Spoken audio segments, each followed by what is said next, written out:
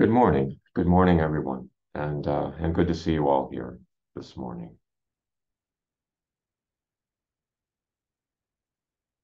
So during the last few weeks, we've been talking about the Metta Sutta, and this will probably be the last week we discuss it unless um, we just don't get through with it or there are remaining questions. But I would like to start today by just reading one of the numerous translations of the Metta Sutta that I stumbled upon. This translation is by Visu Teo, a Malaysian meditation teacher in the Theravadan tradition. And he has a center in Penang, Malaysia.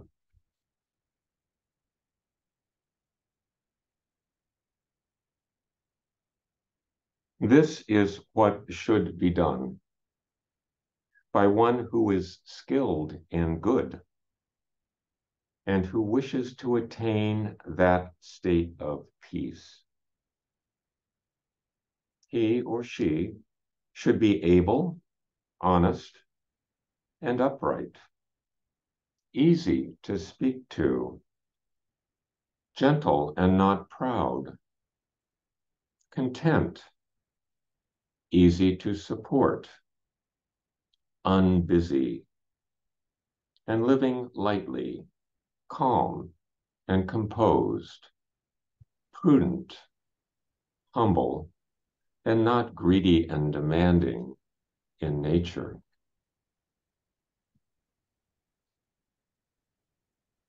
They should not do the slightest thing that the wise would disapprove of. And they should wish, may all beings be happy. May they be safe. May they have happy minds. Whatever living beings there may be, whether they are weak or strong, without exception, tall or large, medium, short, subtle or gross, whether seen or unseen, living near or far, born or seeking birth, may all beings have happy minds. Let no one deceive another or look down on anyone anywhere.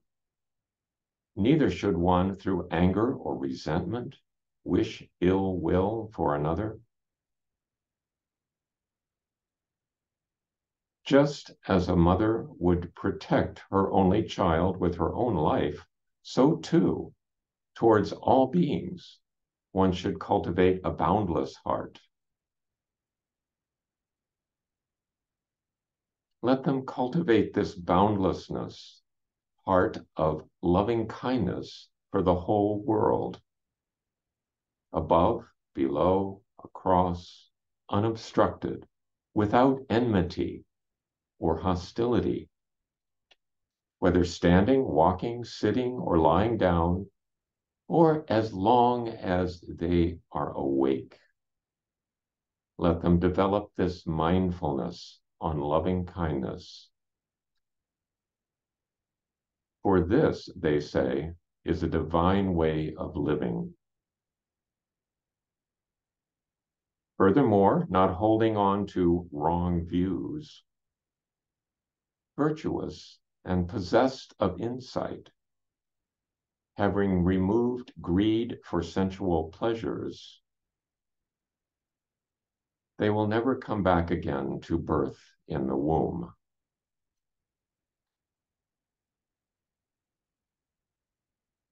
So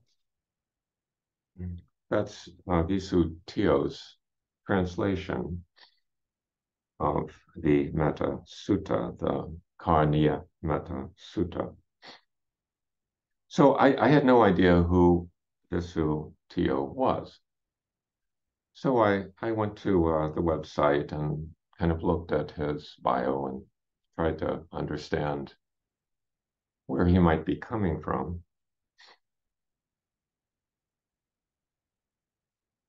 I found that he was instructed by teachers in Myanmar or Burma, Burmese, and the Burmese tradition of Theravadan Buddhism, and particularly a very well-known teacher, Sayadaw U Pandita, who actually was a teacher of many of the founders of the insight meditation movement here in the United States.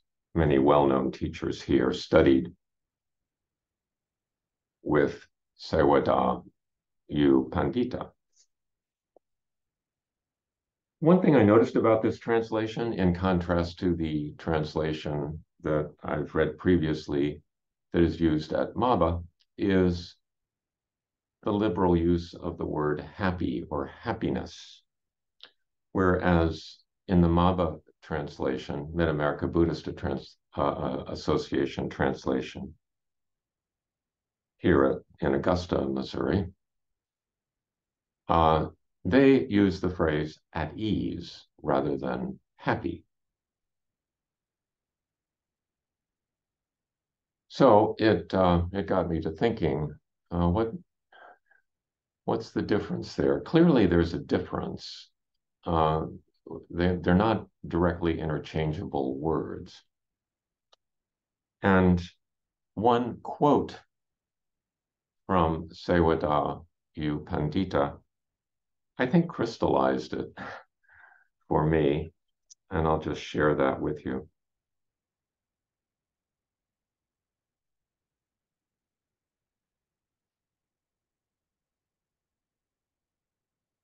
In their quest for happiness, people mistake excitement of the mind for real happiness. In their quest for happiness, people mistake excitement of the mind for real happiness. So what's the difference there? What is the difference between excitement of the mind and real happiness? I guess what comes to mind to me is excitement of the mind being more like, you know, a kid in a candy store or a child in Disneyland, where there's just abundant stimulation and just all kinds of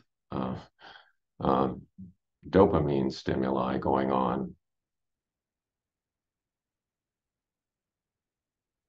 Excitement of the mind, like being at a birthday party in a bouncy house or something like this, giggling.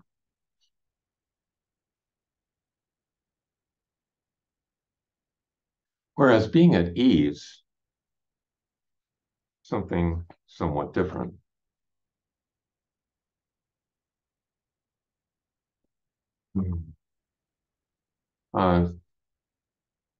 Visu Hio has a footnote in his translation under referring to the phrase state of peace. He says, that state of peace, santam padam, in the Buddha's teachings, the highest peace is that of nibbana, which is the extinction of greed, hatred, and delusion, together with all unwholesome states of mind. The mind is then at perfect rest, calm, peaceful. The person who attains this state has made an end of samsara, or the cycle of birth and death. Before the highest peace is reached, there are other lesser states of peace to be won, such as the peace which is experienced when the mind is absorbed in meditation, and the peace that comes from living a good life imbued with noble values and causing no harm to anyone.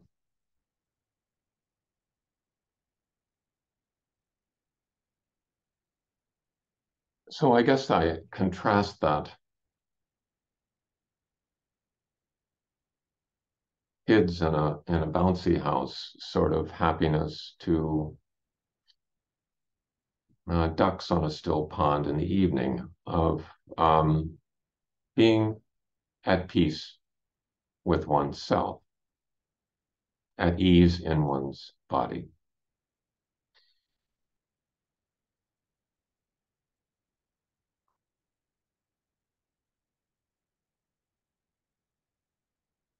So, and so as not to sort of tie this bow up of the Metta Sutta too securely, I'll introduce some other thoughts about nirvana and samsara. Because at the end of the Metta Sutta,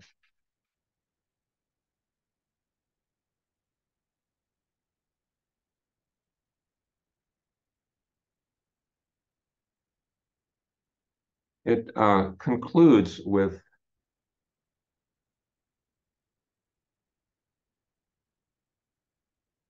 the idea that practicing this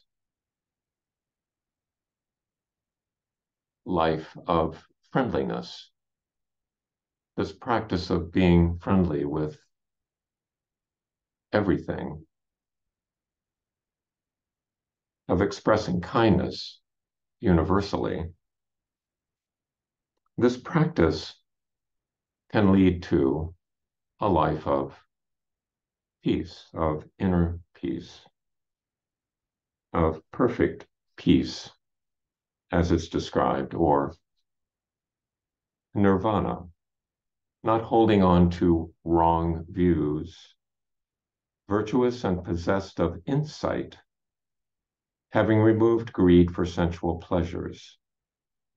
They will never again come back to the womb, which is, if you are of a belief that there is a rebirth process, you can take that literally. If you find that not credible, or at least in your experience, not something that you can accept, then you can use the idea of rebirth metaphorically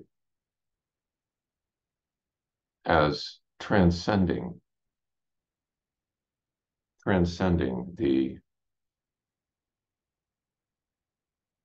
process of birth and death, overcoming the fear of the process and full acceptance.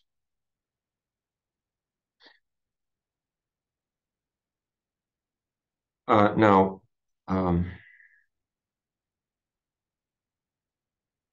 I think it's also perhaps important to contrast Visutio's use of the term or the phrase "not holding on to wrong views." At the Maba translation is refers to fixed views. So there is also a footnote of Visutio regarding what he means by wrong views of a self, of permanence, and of happiness, which are familiar concepts in all realms of Buddhism. The idea of no fixed self, fluidity of self, impermanence of conditioned things, and the nature of happiness as not being just excitement of the mind. That's what he's referring to by wrong views.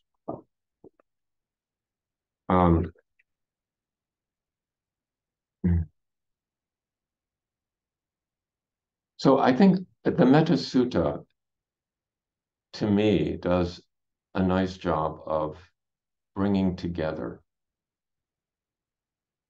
the concepts of worldliness and the concepts of transcendence.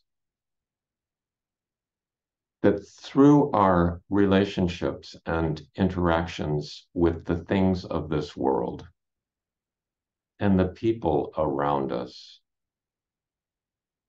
the animals, the environment, through cultivating an attitude of friendliness, which, by the way, the implication is that is cultivatable.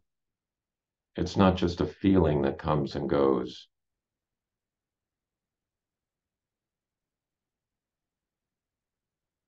But by cultivating that attitude,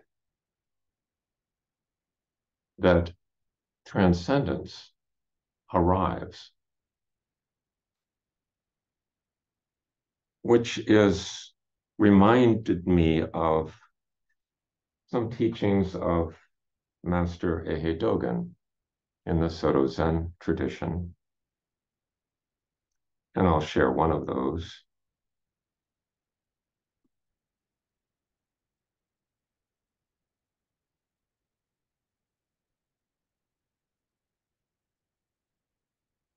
Seeking after Buddha outside life and death, in other words, samsara, the cycle of birth and death, the world we live in.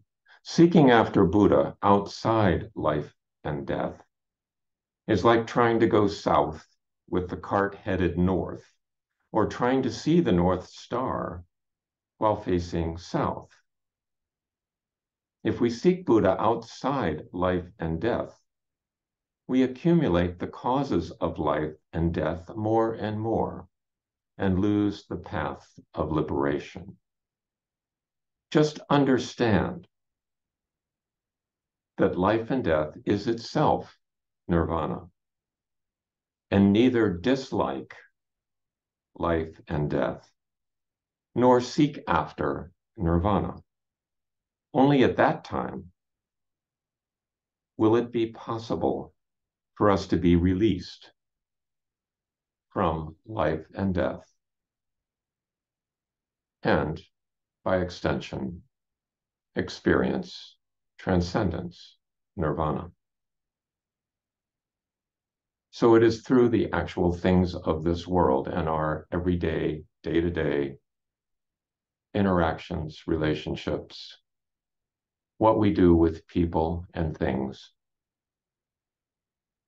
that enables transcendence.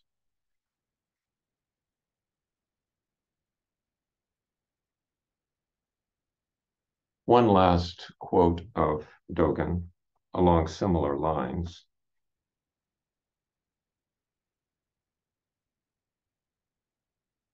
After having aroused Bodhi mind,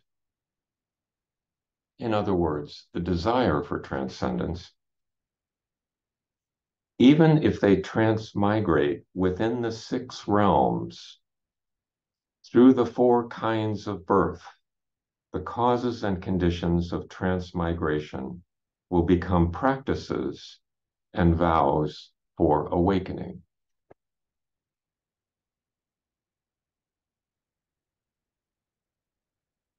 So the various things that happen to us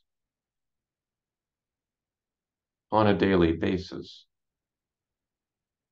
can become occasions for our practice.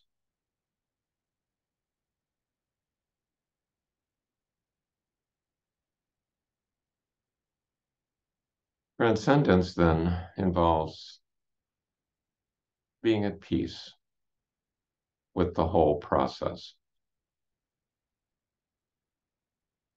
As the Buddha says,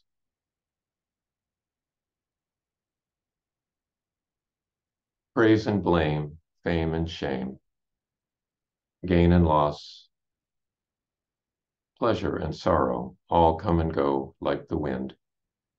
To be at peace, stand like a great tree, amidst them all. Amidst them all, not divorced from them all. Amidst them all. So I think I'll stop there and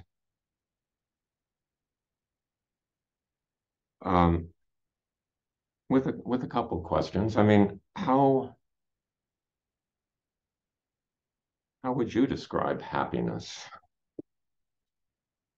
And is it a goal or is it a natural consequence of seeing things clearly? And is metta, friendliness, loving kindness, is it a feeling, a practice, or both? Thank you for listening today, and we'll break up into groups for discussion and then reconvene in a few minutes.